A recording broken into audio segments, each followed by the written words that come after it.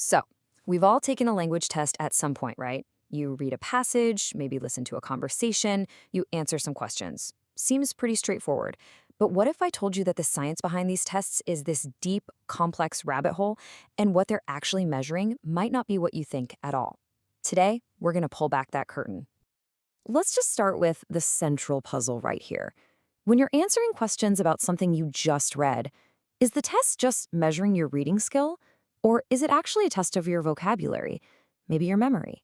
Or, and this is a big one, how much you already knew about the topic? It's a way trickier question than it sounds, and you know what? The answer has some massive real-world consequences. All right, so section 1. This whole thing gets right to the heart of the challenge for the people who design these tests. They have to measure a skill, like reading comprehension, that's completely invisible. It's all happening inside your head. You can't just, look inside someone's brain and see their reading ability score. It's kind of like trying to measure an entire iceberg when all you can see is that tiny little tip peeking above the water. So how in the world do you build a fair, accurate test for something you can't even see? And look, this isn't just some philosophical question I'm posing.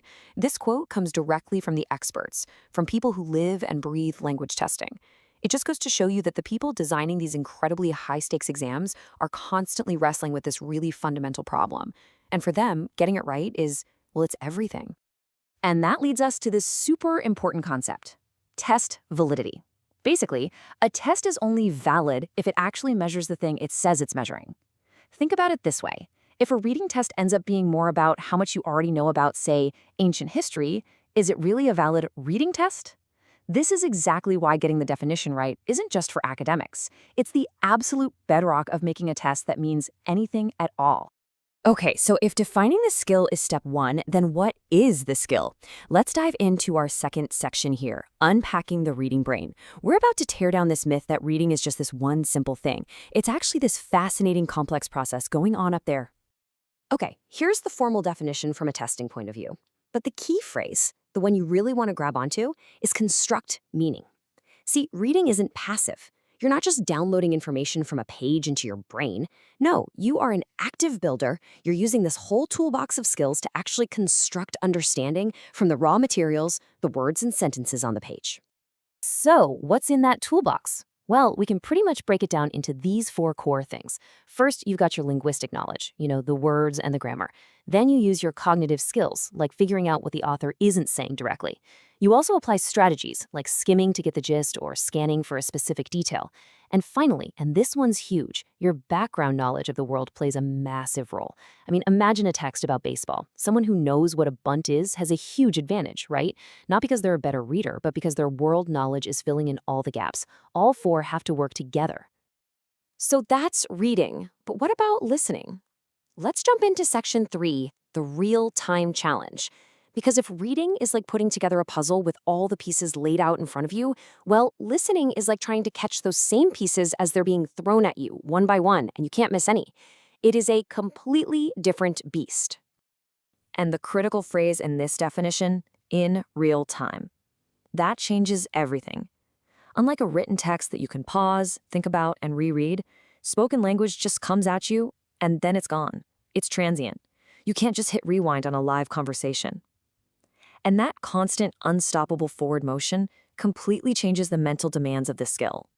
This table here lays out the contrast just perfectly. With reading, you're in the driver's seat. You control the pace. The text is permanent, it's not going anywhere. But with listening, nope. The speaker sets the pace, and the sound just vanishes as soon as it's spoken. And that's exactly why the cognitive load, the sheer mental effort it takes, is generally so much higher. You have to process, understand, and remember all at the same time, all on the fly. This whole distinction brings us to a really crucial idea in testing, which is what we're going to cover here in section 4, ability versus the test.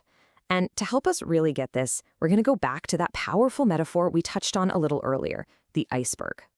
So your true underlying ability, everything you actually know and can do in a language, that's the massive unseen part of the iceberg deep below the water.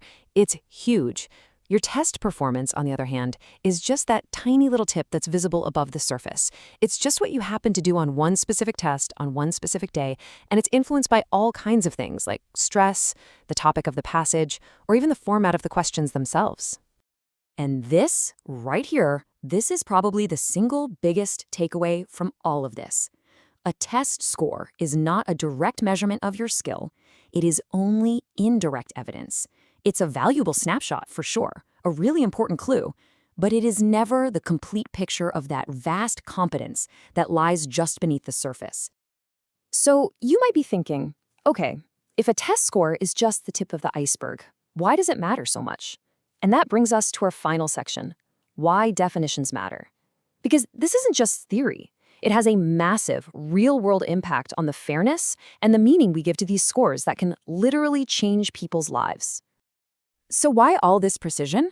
Well, it comes down to three huge reasons. First, validity. We talked about that, making sure the test actually measures reading and not something else. Second is fairness. Think about it. If a listening test uses an accent that only one group of test takers is familiar with, is that really a fair test of listening? Clear definitions help test designers avoid that kind of bias. And third, score interpretation. Getting this stuff right is what allows us to know what a score on a major test like the TOEFL or the IELTS actually means for someone's ability to succeed in college or in a new job. And all of this leaves us with one final fascinating question to chew on. We saw that background knowledge is a core part of reading. So, is it even possible to design a test that only measures language skill, one that's completely separate from what a person just happens to know about the world? It's a deep question, and it really shows you just how complex this hidden science truly is. Something to think about. Thanks for tuning in.